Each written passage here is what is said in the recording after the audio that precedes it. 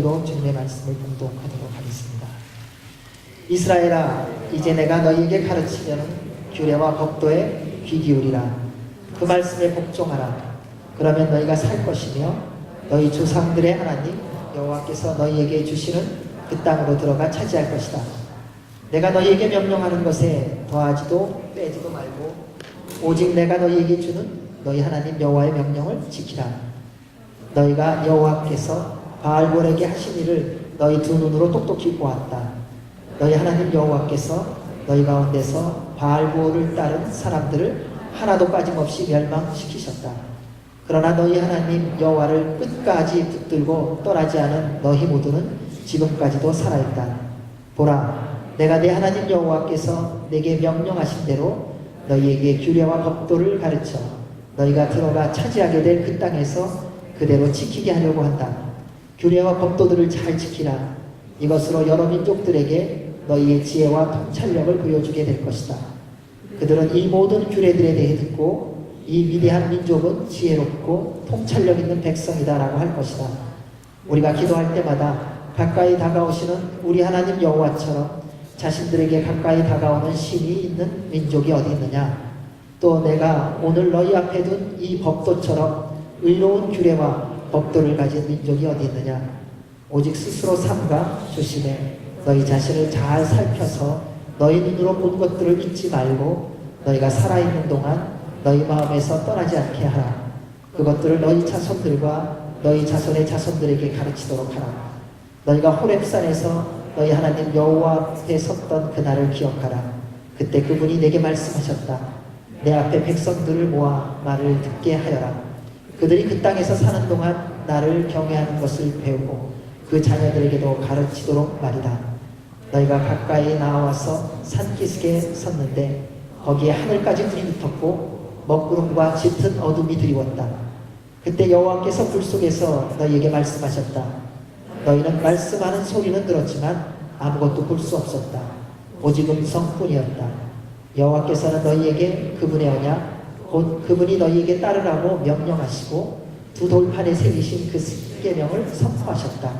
그리고 그때 여호와께서 내게 너희가 요단강을 건너가서 차지할 그 땅에서 어떤 규례와 법도를 따라야 할지 너희에게 가르쳐 주라고 지시하셨다.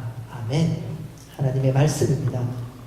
하나님의 말씀을 읽고 듣고 보는 것은 중요하다고 말씀이 말합니다. 왜냐하면 그를 통해서 하나님의 말씀하시고자 하는 본래의 의도를 우리도 직접 듣고 깨닫게 하시는 하나님의 계획하심이 있기 때문입니다. 하나님이 우리에게 하시는 말씀은 다 우리를 위해서 해주시는 말씀이지요. 그 사실을 알면서도 우리는 하나님의 말씀을 듣기를 힘들어하고 어려워할 때가 있다는 사실입니다. 그런 생각을 한 번씩 해봅니다. 왜 하나님의 말씀을 이렇게 듣기가 어려울까? 왜냐하면 내가 듣고 싶은 소리가 아니라 하나님께서 말씀하시고 싶은 말씀을 하시기 때문이라는 사실입니다.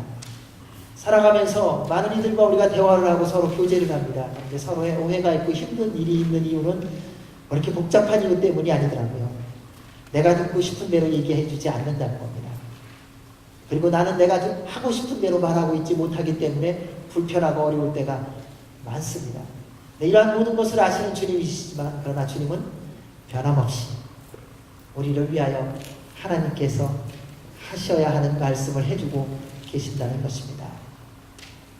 현대인들의 특징 가운데 하나가 있다면 그것은 보여지는 것에 익숙한 거죠. 드러나는 것에 익숙하고요. 내가 어떤 사람인지 알려야 하는 것에 익숙합니다. 그래서 처음 만났을 때 우리는 소개합니다. 제가 어느 학교를 나왔고 저의 가문은 이런 가문이고 제가 지난 과거의 경력은 이런 것입니다. 그런데 지금이 무엇인지는 얘기하지 않습니다. 과거의 나를 통해서 지금의 나를 판단해 달라고 생각하는 그리고 그렇게 말하는 것입니다. 그러면서 그런 모든 말을 하면서 변함없이 해고 그 안에 들어가는 것은 뭐냐면요. 나에 대해서 드러낼 때 빼거나 더하거나 한다는 것입니다. 어느 누구도 예외가 없지요. 자신을 위해서 적당하게 포장하고 적당하게 감추는 것은 이 세상을 살아가는 삶의 지혜라고 해도 틀리지 않은 시대가 되었으니까요. 정직하게 살면 사람들이 말합니다. 그렇게 살면 못 산다고요. 사람이 숨길 때는 알아서 잘 숨기고 드러낼 거는 아니어도 그런 것처럼 이렇게 드러내야 한다는 것이 오늘날 이 세대를 살아가는 사람들이 공통적으로 말하는 것입니다. 그렇고 그렇게 살아가는 사람에게 우리는 인생을 알고 살아가는 법을 안다 이렇게 말하기도 합니다. 왜냐하면 그것이 세상 살아가는 법이기 때문이지 않겠습니까? 그렇다면 여러분은 어떻습니까? 여러분, 여러분에 대해서 누군가 다른 사람을 만날 때에 내가 있는 모습 그대로, 내가 가지고 있는 고민 그대로, 내가 갈등하고 힘들어하는 것을 그대로 보여주시며 나누고 계십니까? 아니면 그래도 내가 괜찮은 사람이고 내가 왕년에 그래도 잘 살던 사람이고 내가 능력 있던 사람이었다는 것을 드러내며 나의 모습을 숨기거나 혹은 과장하고 있지는 않으신지요? 그런데 그리스도인은 분명히 세상 사람들과는 달라야 한다는 사실입니다. 왜냐하면 하나님께서 온전한 것을 원하시기 때문에요. 우리 하나님은요, 우리식 표현을 하면 욕심이 많으신 분이십니다. 우리 하나님은 적당하게 살아가는 걸 원하시지 않습니다. 살아계신 하나님은 우리가 완전하게 살아가기를 원하세요. 우리 하나님은 우리가 거룩하기를 원하시는데 당신처럼 거룩하기를 원하십니다. 그래서 그분은 이렇게 말씀하셨습니다. 내가 거룩하니 너희도 거룩하라. 너희는 내 앞에서 완전하라. 우리 하나님께서 말씀하시는 말씀은 할 수 있는 만큼 해봐라가 아니라는 것입니다. 너희는 내가 말한 대로 살아야 한다. 이렇게 말씀하고 계십니다. 언제나 완전한 것을 원하시고 그리고 우리에게 언제나 완전한 말씀만 해주십니다. 오늘도 마찬가지입니다. 우리는 오늘 이 오후에 이 시간 살아계신 하나님께서 우리에게 요구하시는 그 완전을 향하여 달려가야 하는 줄로 믿습니다. 이스라엘 백성에게 말씀하신 그 하나님은 오늘 21세기를 사는 우리에게도 동일하게 말씀하시는 살아계신 하나님이십니다. 우리 1절 말씀을 같이 읽겠습니다. 시작. 이스라엘아, 이제 내가 너희에게 가르치려는 규례와 법도에 귀 기울이라. 그 말씀에 복종하라. 그러면 너희가 살 것이며 너희 조상들의 하나님 여호와께서 너희에게 주시는 그 땅으로 들어가 차지할 것이다. 하나님은 어떤 하나님이신가? 우리 하나님은요, 우리를 살리기를 원하시는 하나님이시고요, 우리 하나님은요, 우리에게 가장 좋은 것을 주기를 원하시는 하나님이십니다. 어떤 좋은 것이냐면요, 하나님만이 주실 수 있는 좋은 것을 주기를 원하십니다. 사람들이 노력하고 애써서 줄 만한 좋은 것이 아니라 이 땅에서는 상상할 수 없고 세상에 있던 어떤 능력자도 전능자도 돈이 많은 사람이든 실력 있는 사람이든 사람이 줄 수 없는 하나님만이 주실 수 있는 가장 좋은 것을 주기를 원하시는 분이 우리 하나님 아버지십니다. 여러분 자녀들에게 어떤 걸 주기를 원하세요? 말 잘 들으면 적당히 좋은 거 줬다가 말 안 들으면 적당히 현찮은 거 줬다가, 아니요, 말을 듣느냐 안 듣느냐를 떠나서 언제나 가장 좋은 거를 주기를 원하는 것이 부모의 마음입니다. 부모의 가장 큰 소원이 있다면 다른 부모가 주지 못하는 나만이 줄 수 있는 것을 주고 싶은 게 부모의 마음 아닙니까? 그때 자녀가 제일 감동하거든요. 우리 하나님은 우리가 감동할 때 하나님도 감동하세요. 그래서 하나님이 주시기를 원하시는 것은요, 세상에서 발견할 수 있을 만한 것, 세상의 사람이 줄 만한 것이 아니라, 이야, 정말 하나님이 주셨구나. 이분이 정말 하나님이시구나. 그런 고백을 할 수 있는 그런 하나님의 것으로 주기를 원하신다는 사실입니다. 그분이 여러분을 사랑하시는 우리 하나님이심을 믿으시기를 주의 이름으로 축원합니다. 그래서 오늘 그러한 하나님께서 우리에게 말씀하십니다. 주님은 여러분 모두가 하나님의 복을 누리며 영원히 살기를 원하십니다. 그래서 이스라엘 백성에게 말씀해 주셨던 말씀을 통하여 우리에게 동일하게 말씀하십니다. 우리 두 가지를 보기를 원하는데, 첫 번째, 하나님의 규례와 법도를 잘 들으라는 것입니다. 이스라엘아, 이제 내가 너희에게 가르치려는 규례와 법도에 귀 기울이라. 그럼 어떤 소리에 귀 기울이세요? 우리가 관심 있는 거에 귀 기울입니다. 수많은 소리를 듣는데요, 기억나는 것은 내가 관심 있게 들은 소리밖에 없어요. 왜 상처받는 줄 아세요? 상처받는 소리에 관심 갖고 그것만 듣고 있거든요. 대화를 하다 보면 나쁜 말만 하는 사람은 아무도 없습니다. 100% 거짓말 하는 사람도 없고요, 100% 나쁜 말만 하는 사람이 없더라고요. 그래, 욕을 90%, 98%로 해도 2%는 그래도 좋은 말이 있더라고요, 그 안에. 근데 우리가 수많은 말을 듣는 중에서 어떤 말을 내가 기억하는가? 내가 관심 있는 말을 듣고 기억하더라는 거예요. 그리고 우리는 말해요. 상처받았다. 나 힘들다. 어떻게 나한테 그렇게 대할 수 있느냐? 수많은 행동을 보았는데 우리가 기억하는 행동은 딱 하나입니다. 내가 관심 있는 행동. 그리고 그것을 가지고 우리는 끊임없이 되새김질하면서 이야기를 하는 것을 볼 수 있습니다. 그런데 원하든 원하지 않든 우리가 관심 있는 것은 우리가 사랑하고 있는 거예요. 여러분, 왜 상처를 많이 받느냐? 상처를 사랑하니까요. 왜 이렇게 기분이 쉽게 나빠지는가? 기분 나빠지는 것은 사랑하니까. 그러니까 그런 모습 넘으면 그냥 좋은 거예요. 막 들리는 거, 안 돼, 안 돼, 그러는데 그게 막 쑥쑥 들어와요. 우리는 입술로는 아니라고 말하지만 사실은 우리의 마음에 그것을 사랑하는 마음이 있습니다. 왜 죄가 우리 안에 그렇게 쉽게 들어오는가? 간단합니다. 죄를 사랑하기 때문입니다. 죄를 미워하는데 어떻게 죄가 우리 속 안에 들어오겠습니까? 세상에 더러운 것을 미워하는데 어떻게 더러운 것을 보겠습니까? 우리는 미워한다고 말하지만 사실은 더러운 것을 좋아하고 사랑하고 있어요. 그렇기 때문에 은근히 안 보는 것 같으면서도 세상의 것을 보고, 은근히 안 듣는 것 같으면서도 세상의 소리에 우리의 귀를 기울이고 있지는 않으시지요. 듣지 못해서가 아닙니다. 들어야 할 소리를 수없이 들었지만 들리지가 않습니다. 어렸을 때 부모님의 이야기를 들어보면 다 잔소리 아닙니까? 부모님이 돼보면 그 잔소리가 얼마나 그리운지요. 지금 그 잔소리 해주시면 말 잘 듣겠는데 왜 꼭 듣지 않을 그때 잔소리를 하셨는지. 그래서 또 얘기합니다.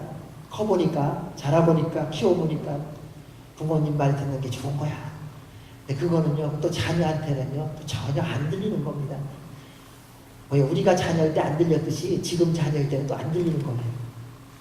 또 시대가 가야 되고요, 시간이 가야 되는 거더라고요. 그러니까 그것 때문에 고민하지 마십시오. 부모님들이 누구하고 제일 잘 싸우느냐? 4살, 5살, 6살에서 10대까지 제일 잘 싸웁니다. 참 희한하죠. 이렇게 뭐 인격이 있어서 잘하고 무슨 얘기를 해도 들을 것 같은데 아니더라는 거예요. 그런데 이러한 모습이 우리가 하나님께도 동일하게 보여질 때가 많다는 것입니다. 주님의 말씀이 때때로 잔소리처럼 들리지요. 우리의 상황과 형편을 모르시는 것 같습니다. 하나님, 내가 그렇게 기도했는데, 하나님 전능하신 하나님이고 전지하신 하나님이시라, 살아계신 하나님이라는 믿는 믿음으로 그분 앞에 그렇게 기도했는데 10년이 돼도 20년이 돼도 그분은 여전히 내 소리에 대하여 듣지 않으신 것 같고 나에게 관심 없이 보여질 때가 있지 않습니까? 고난과 시련과 풍랑의 시간을 지날 때 하나님은 나를 외면하신 것 같이 여겨질 때가 있다는 것입니다. 그런데 그것을 언제 깨닫는가? 하나님이 함께 하신다는 사실을요, 지나고 나면 깨닫더라고요. 풍랑이 지나고 나면요, 그 다음에 우리 다 고백하잖아요. 주님이 지켜주셨습니다. 하나님 아버지의 은혜가 아니었으면 살 수 없었습니다. 우리 다 한두 번은 다 그런 경험하고 지나고 나서 그 고백들 하시더라고요. 그래서 추수감사절 때 되면 다 고백하는 게 있어요. 주신 복을 세워보아라. 다 감사하다 그래요. 그리고 지나간 것은 감사하는데 또 오늘을 생각할 때는 걱정하고요, 염려하고요. 하나님 왜 저를 모르시냐고 그래요.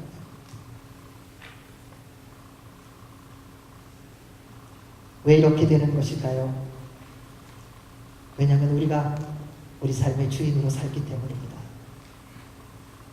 하나님이 우리의 삶의 주인이라고, 예수 그리스도께서 우리의 삶의 주인이라고 말하지만 정작 우리는 우리 삶의 주인으로 살고 있다는 사실입니다. 주인이 되면요, 관심이 달라져요. 여러분, 왜 우리가 우리 자신에 대해서 이렇게 지나칠 정도로 관심이 많은가? 내가 주인이니까. 하나님이 나의 삶의 주인이 되시면요, 우리가 상상할 수 없을 정도로 그분이 관심이 많으세요. 그래서 그분이 개입하세요. 그분이 책임져 주시는 거예요. 왜요? 그건 주인 몫이니까. 때때로 우리가 불필요한 고난을 받는 이유를 가만히 생각해 보면요, 내가 주인이어서 그렇더라고요. 내가 주인이니까 책임져야 되잖아요. 하나님이 주인이 되시면 우리의 인생을 주님께서 책임져 주십니다. 따라서 그분만 바라보며 그분이 우리의 삶의 진정한 주인이 되시도록 더욱 사랑하시기 바랍니다. 여러분, 사랑하면요, 주님의 음성이 아무리 조용해 보여 들려요. 사랑하는 척하면요, 아무리 노력해도요 잘 안 들려요. 옆에서 보면은 잘 몰라요. 왜? 너무 어떤 모양이든 열심이니까. 사랑하는 척하는지 사랑하는 것인지 주님은 아세요. 사랑하는 여러분, 온 마음과 뜻과 생명 다해 살아계신 하나님만을 사랑하시기를 주의 이름으로 축원합니다. 그리하면요 주의 음성이 들리기 시작합니다. 주님은 말씀하셨습니다. 너희가 나를 찾고 찾으면 찾으리라. 너는 내게 부르짖으라. 내가 알지 못하는 크고 비밀한 일을 보이리라. 구하라. 찾으라. 두드리라. 하나님 아버지는 우리에게 발견되기를 기뻐하시는 분이세요. 우리 하나님의 특징, 숨바꼭질을 우리하고 하면서요, 하나님 머리만 살짝 숨기시고 몸은 다 보여주세요. 그리고 다 찾게 해주신다는 거예요. 그리고 거기다가 상품까지 걸어요. 아이들하고 숨바꼭질 놀 때 숨어서 뭐 옷장에 들어가서 가만히 가만히 계세요? 아니잖아요. 예를 들어 옷장에 들어가면 옷장 문 열어놓고요, 불 켜놓고 옷장에, 그리고 얘기해요. 누구야? 자, 나 찾아봐라. 그리고서 상품을 걸어요. 나 잘 찾으면 아이스크림 사줄게. 찾는 것을 주면서요, 찾을 수 있도록 해주고, 그리고 찾고 나면 선물까지 주는 그분이 우리 하나님이십니다. 우리 하나님이요, 당신을 찾으라고 하세요. 그리고 나를 찾으면 나를 만나리라. 그러면서 그분을 만나면 하나님께서 주시겠다고 하는 모든 약속을 이 말씀 가운데 기록해 놓으셨어요. 우리 형제자매들 안에서 하나님을 찾도록 다 보이게 해주셨고요. 우리 일상의 삶에서 하나님은요, 당신이 찾아지도록 보이게 숨어 계신다는 사실입니다. 그래서 우리가 찾으면 하나님이 더 기뻐하세요. 마음껏 축복하시고, 마음껏 은혜 베풀어 주시고, 마음껏 당신의 능력을 우리로 하여금 사용할 수 있도록 해주실 수 있기 때문에요. 그 하나님을 오늘 만나시지 않겠습니까? 오늘 그 하나님과 함께 동행하는 그 새 출발이 있으시기를 주님의 이름으로 축원합니다. 이스라엘 백성들이 얼마나 하나님을 오해했는지요. 하나님은 재물에 관심 많은 분인 줄 알았어요. 그래서 제사를 열심히 드렸어요. 그랬더니 하나님께서 말씀하십니다. 내가 피에 지쳤다. 이제 그만해라. 유대인들이 또 하나님 앞에서 그러한 죄를 저질렀어요. 마땅히 섬겨야 될 부모님의 섬기는 것에 대하여 고르반, 하나님께 드림이 되었다고만 하면 괜찮다는 거예요. 하나님의 이름을 빈자에서 마땅히 해야 될 걸 하지 않고 자기의 유익을 취하는 겁니다. 사랑하는 여러분, 요즘에 우리의 삶 가운데 고르반과 같은 것은 없습니까? 분명히 예수 그리스도의 이름을 사용합니다. 하나님의 이름을 사용합니다. 그러나 정작 하나님의 말씀대로 순종함도 아니요, 주님의 뜻을 이름도 아니요, 나의 욕심과 나의 이익을 취하기 위한 하나님의 이름을 망령되이 일컫는 경우가 없습니까? 주님은 그것을 다 알고 계시고 보고 계시고 듣고 계십니다. 왜 이러한 오해가, 이러한 엉뚱한 해석이 나올까요? 왜냐하면 하나님 말씀을 제대로 듣지 않았기 때문에. 이러한 모습이 우리의 삶 속에서도 그대로 드러난다는 것입니다. 인간관계 속에서 생각보다 많은 오해가 생기는 것을 보면요, 조금 시간 지나고 나면 정말 별일 아니에요. 근데 말할 때 그 순간 그 얘기를 내 식대로 들은 거예요. 부부싸움 오해하세요. 뭐 이렇게 심각한 말 갖고서 부부싸움 하는 거 아니더라고요. 내가 말했는데 끝까지 안 들어줬다. 내가 오른쪽으로 얘기했는데 왼쪽이라고 우기고 있다. 진짜 별것도 아니야. 옆에서 들으면요, 부부싸움이다 막 이래요. 칼로 물베기다. 근데 칼로 물베기인 정작 당사자의 부부싸움은 칼로 물을 자르는 거더라고요. 뚝딱. 자녀들하고의 문제도 마찬가지더라고요. 저희 그런 경험이 많이 있습니다. 무슨 얘기를 하면 이제 애들이 질문하잖아요. 그럼 중간에 얘기할 때, 어른이 얘기할 때 질문하면 우리는 혼내지 않습니다. 더. 그럼 그때 더 화가 나니까, 열이 나니까 이제 안 할 소리까지 다 나오는 거예요. 근데 돌아보면서 회개하고 생각해 보니까요, 그 질문은 진짜 이해가 안 돼서 질문한 거였더라고요. 그때 대답해 주면 되더라고요, 그거 듣고. 그리고 아이가 얘기할 때 그냥 끝까지 한번 들어주면 되더라고요. 다 듣고 얘기하면 되는데 중간에 끊는 거예요. 여러분, 우리가 서로 얘기할 때에 나의 선입관, 나의 고정관념을 가지고 다른 사람의 말을 들을 때가 얼마나 많습니까? 그리고 첫 마디 두 마디만 듣고서 상상하고 추측하며 미리 결론을 내립니다. 그리고 그가 어떤 의미로 얘기했든지 상관없이 내가 생각하고 있는 생각대로 판단한다는 거예요. 그리고 이 사람이 이렇게 얘기했다. 이것이 잘못 듣는 것의 가장 대표적인 부분입니다.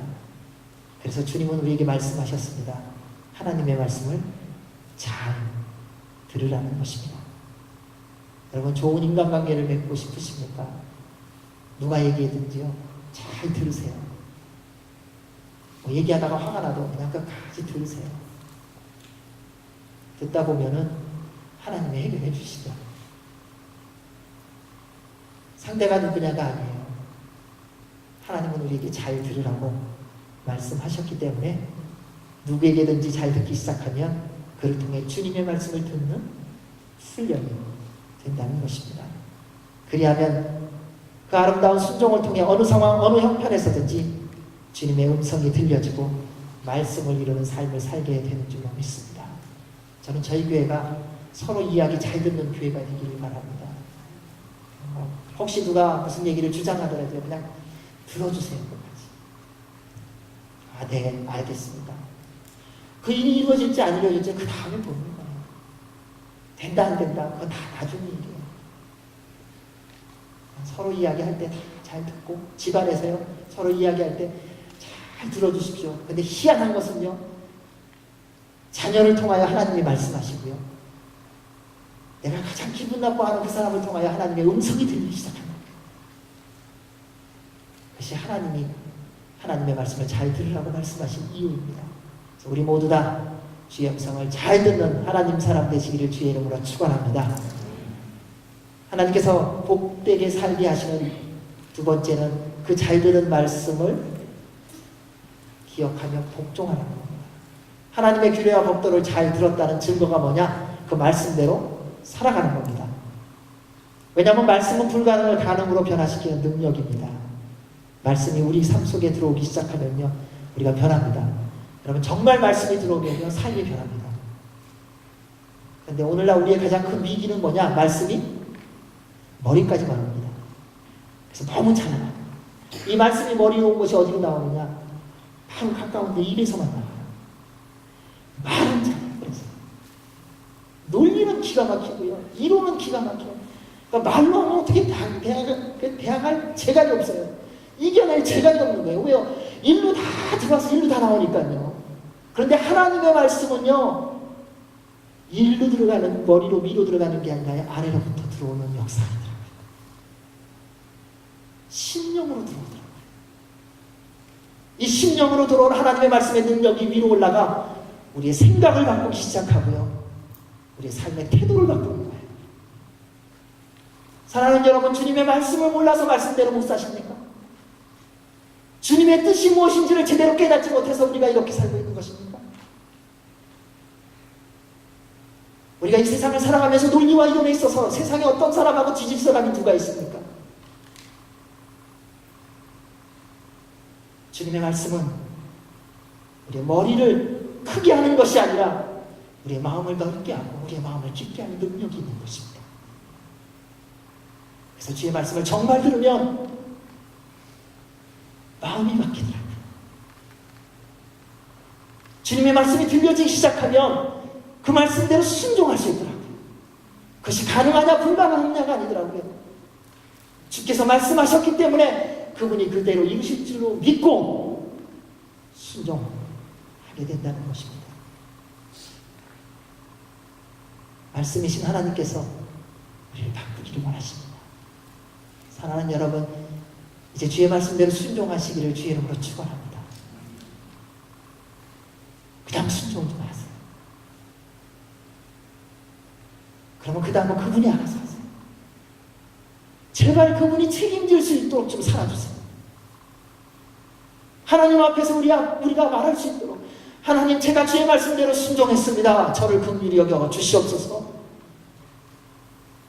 실수하고 무너지고 넘어진 것을 하나님은 아무도 한 번도 얘기하지 않으십니다. 수천 번, 수만 번을 넘어졌어도 주님의 말씀에 순종할 때 그 모든 것을 다 한순간에 잊어버리시고 회복하시는 분이 우리 하나님 아버지이십니다.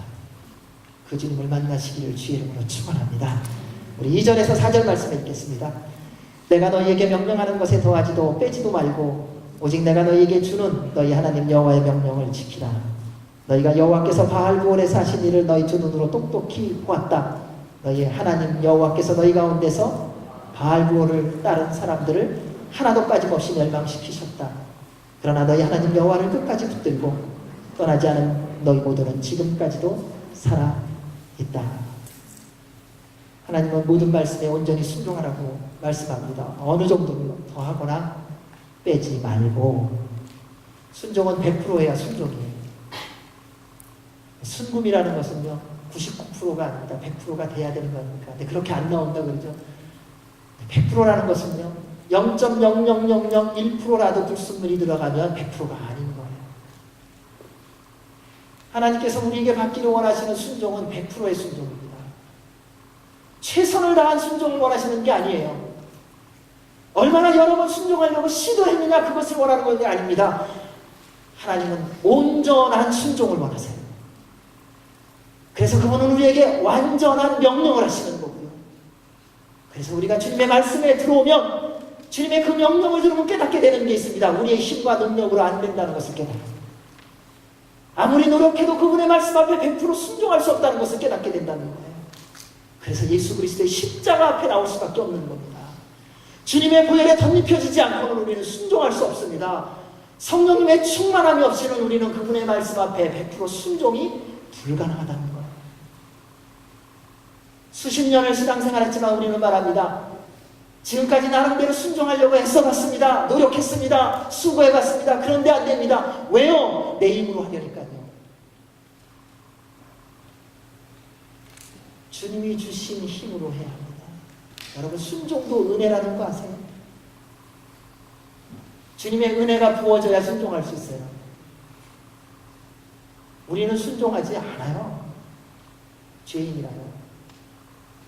내 마음에 들면은 내 기분에 맞춰서 할 뿐이지 사실은 순종이 아니더라고요.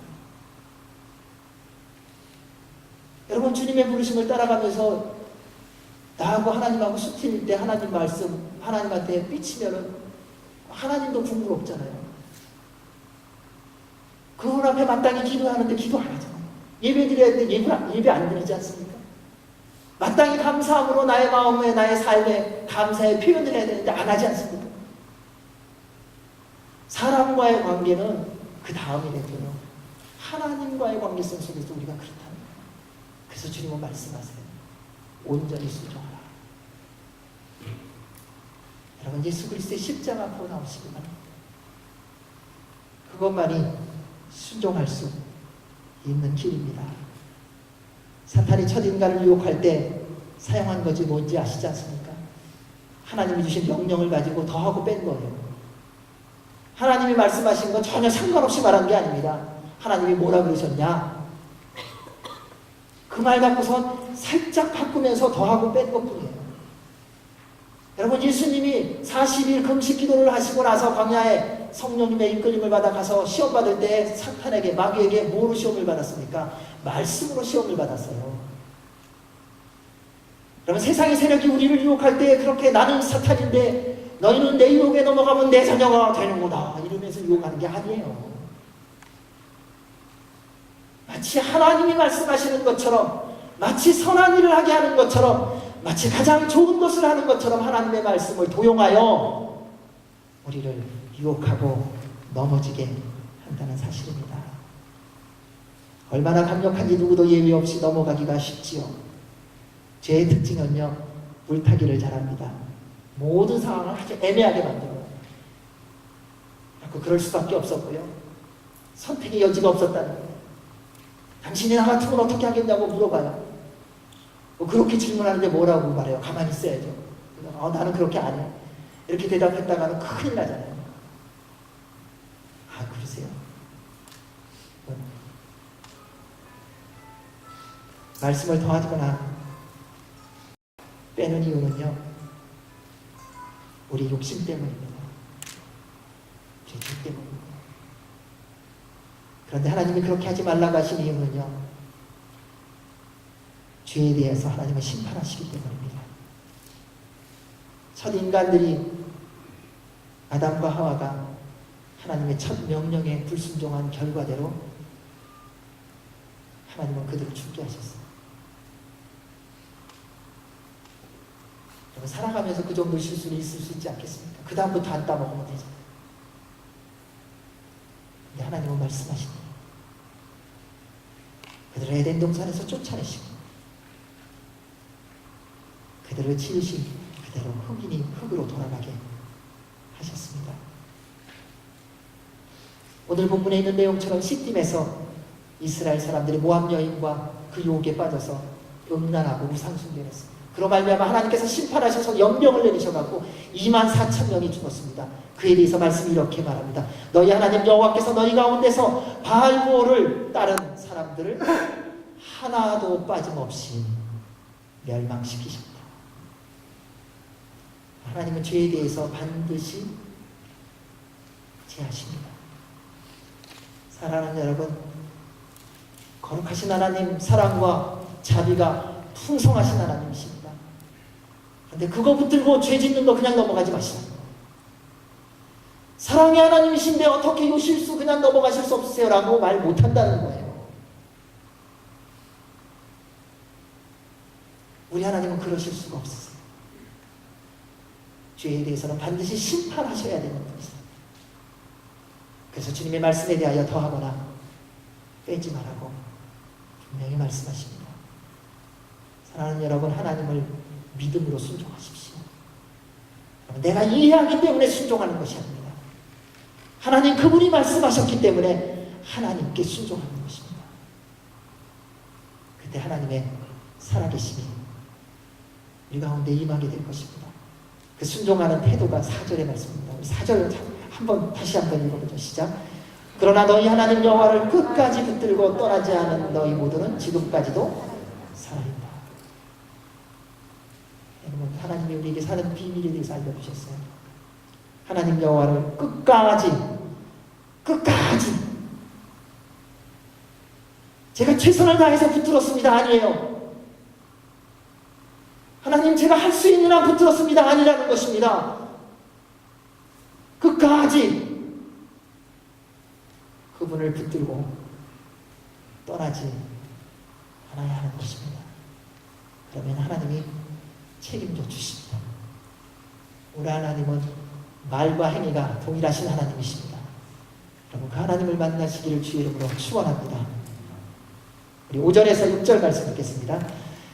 보라, 내가 내 하나님 여호와께서 내게 명령하신 대로 너희에게 규례와 법도를 가르쳐 너희가 들어가 차지하게 될 그 땅에서 그대로 지키게 하려고 한다. 규례와 법도들을 잘 지키라. 이것으로 여러 민족들에게 너희가 지혜와 통찰력을 보여주게 될 것이다. 그들은 이 모든 규례들에 대해 듣고 이 위대한 민족은 지혜롭고 통찰력 있는 백성이다 라고 할 것이다. 우리 하나님 어제보다 오늘보다 내일 더 복되고 그리고 아름답게 살게 해주시기를 원하시는 분이십니다. 그래서 오늘 말씀을 하시는 겁니다. 하나님의 말씀대로 하나님의 규례와 법도를 잘 지키라는 겁니다. 그렇게 하면 하나님이 주시는 게 있습니다. 이것으로 여러 민족들에게 너희의 지혜와 통찰력을 보여주게 될 것이다. 여러분, 세상에서 인정받고 싶으십니까? 하나님의 말씀대로 사십시오. 여러분, 세상의 세력들이 여러분을 향하여 하나님의 사랑임을 증거하기 위해서는 하나님의 말씀대로 순종하며 사시면 됩니다. 말씀이 그렇게 말합니다. 그리고 말합니다. 그들은 이 모든 규례들에 대해 듣고 이 위대한 민족은 지혜롭고 통찰력 있는 백성이다라고 한 것이다. 여러분, 지혜는 하나님의 말씀대로 살 때의 지혜와 집니다. 여러분, 정말 위대해지고 싶으십니까? 하나님의 말씀대로 사십시오. 어쩌면 그 모습이 지금은 어리석어 보일 수 있습니다. 어쩌면 그 모습이 지금은 바보처럼 보일 수 있습니다.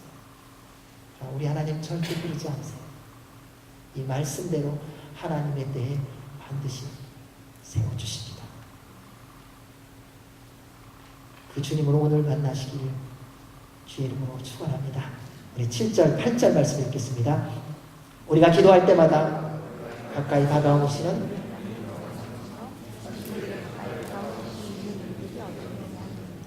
또 내가 오늘 너희 앞에 둔 이 법도처럼 의로운 규례와 법도를 가진 민족이 어디 있느냐. 우리 하나님 참 친근하신 하나님이시고요. 우리 하나님은 완전하신 하나님이십니다. 그래서 늘 가까이 오세요.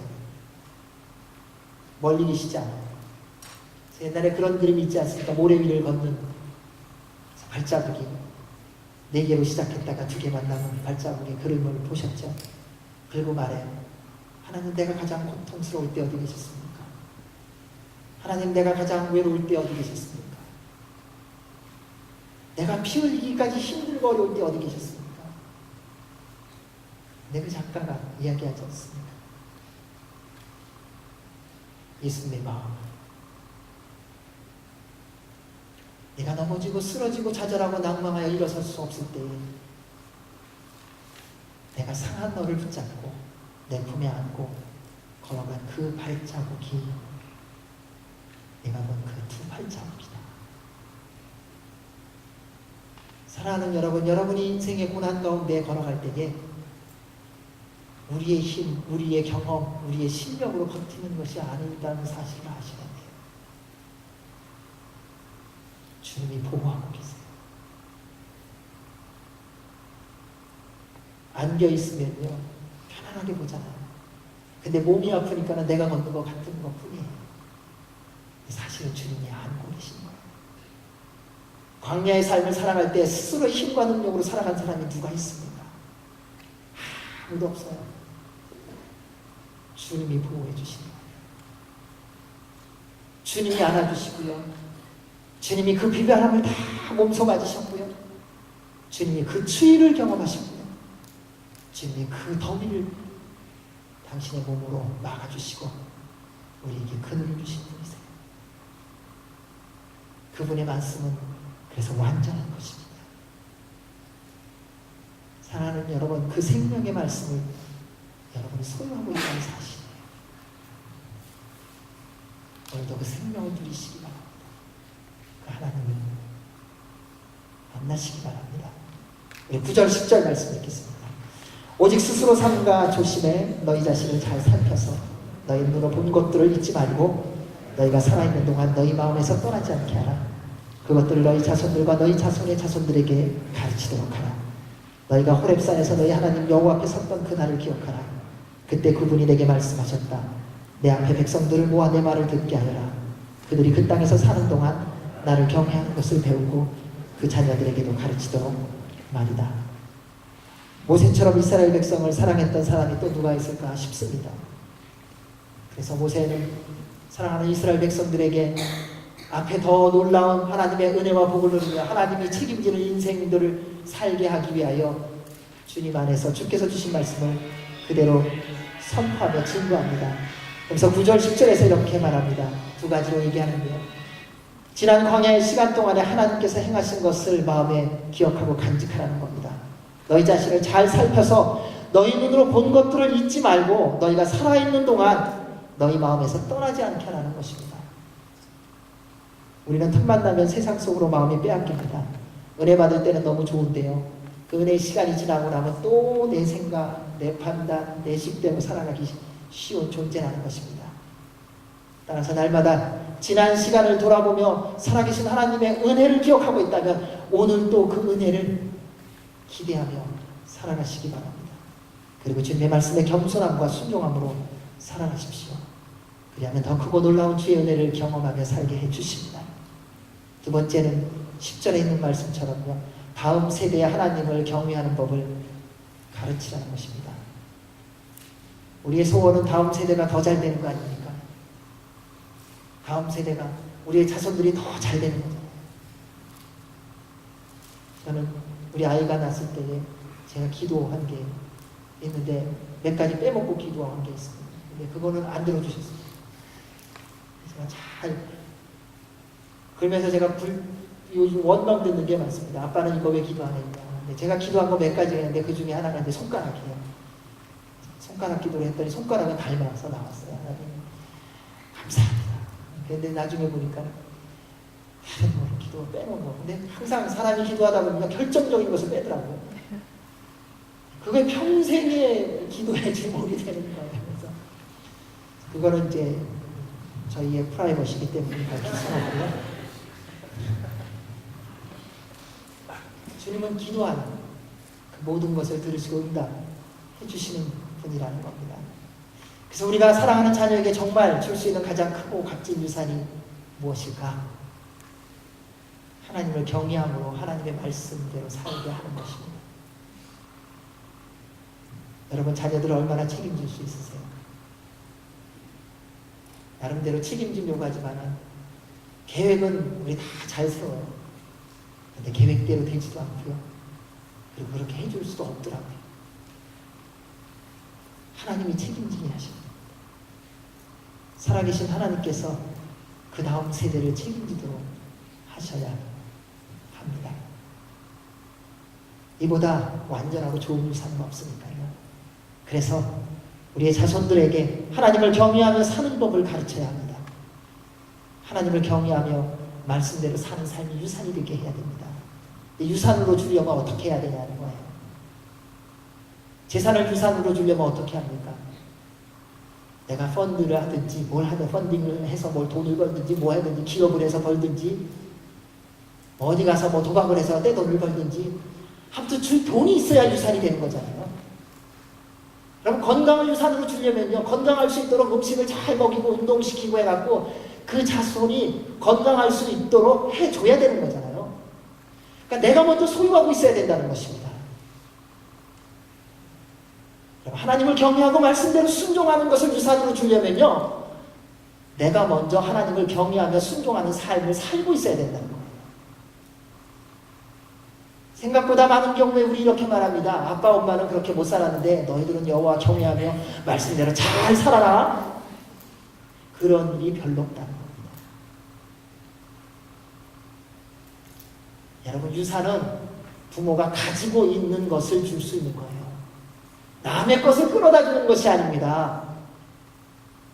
지금 내가 소유하고 있는 것을 주는 것이 유산이에요. 따라서 샌디에고 온누리교회 성도님들은 여호와를 경외하며 주의 말씀대로 순종하는 예수 그리스도 안에서의 부모님들이 되시기를 주의 이름으로 축원합니다. 그래서 자녀들에게 그 유산을 주시기를 주의 이름으로 축원합니다. 저는 저희 교회가 그러한 교회가 됐으면 좋겠습니다. 여호와를 경외함으로 말씀대로만 순종하는 아름다운 전통이 세워지는 교회, 그를 통해 하나님 나라가 더 확장되고 열방을 주께로 인도하는, 여호와를 경외하며 말씀의 순종함이 무엇인지를 보여주는 그런 하나님의 교회가 되기를 날마다 깨어서 기도해 주시길 주의 이름으로 부탁드립니다. 우리 11절에서 14절 말씀 읽겠습니다. 시작. 너희가 가까이 나와서 산기슭에 섰는데 거기에 하늘까지 불이 붙었고 먹구름과 짙은 어둠이 드리웠다. 그때 여호와께서 불 속에서 너희에게 말씀하셨다. 너희는 말씀하는 소리는 들었지만 아무것도 볼 수 없었다. 여호와께서는 너희에게 그분의 언약 곧 그분이 너희에게 따르라고 명령하시고 두 돌판에 새기신 그 십계명을 선포하셨다. 그리고 그때 여호와께서 내게 너희가 요단강을 건너가서 차지할 그 땅에서 어떤 규례와 법도를 따라야 할지 너희에게 가르쳐 주라고 지시하셨다. 아멘. 하나님은 여러분 모두가 범사에 하나님의 은혜와 복을 누리며 살기를 원하십니다. 그래서 그렇게 할 수 있도록 십계명을 주셨습니다. 광야를 지나 약속의 땅에 들어가면 더 놀라운 하나님의 은혜와 복을 누리게 하시려고 말씀해 주신 것이라는 것입니다. 너희들이 들어가서 잘 해보면 내가 그때 말해줄게 라고 말씀하지 않으셨습니다. 약속의 땅에 들어가기 전에 그 땅에서 어떻게 살아야 될지에 대하여 다 말씀해 주셨습니다. 사랑하는 여러분, 여러분 안에 이미 주의 약속의 말씀이 있는 줄로 믿습니다. 여러분이 이미 어떻게 이 인생을 살아가야 되는지 다 알고 계시는 줄로 믿습니다. 이제 남은 평생 이미 알게 하신 주의 말씀대로 순종하며 살아가시기를 주의 이름으로 축원합니다. 여호와를 경외하십시오. 주의 말씀대로 순종하시기 바랍니다. 그를 위해 날마다 숨쉬는 순간마다 성령님 충만하시고 예수 그리스도의 보혈의 피에 푹 잠겨서 물들어 가십시오. 여러분 주님의 보혈에 좀 들어가서 나오지 좀 마세요. 거기서 좀 푹 잠겨보세요. 다른 데 가서는 그렇게 오래 있으면서 왜 보혈만 들어가면 그렇게 빨리 나오세요? 거기 들어가서야 좀 물 드세요. 좀 쩌시라는 거. 미지근한 물이라도 오래 들어가면 이게 쩔어갖고서 이게 쪼글쪼글해지잖아요. 예수님 믿는 사람은요, 예수님의 보혈로 좀 그렇게 쪼글쪼글해져야 되더라고요. 저희 교회가 예수님의 보혈의 피에 물드는 교회가 되기를 주의 이름으로 축원합니다. 여러분의 가정과 남은 평생 십자가의 승리와 부활의 영광이 있기를 주님의 이름으로 축원합니다. 기도하겠습니다. 살아계신 하나님 아버지 감사합니다. 주님의 말씀대로 순종하며 경외함으로 말미암아 주의 영광과 은혜를 누리는 하나님의 사람들 되게 하여 주시옵소서. 예수님 이름으로 기도하옵나이다. 아멘.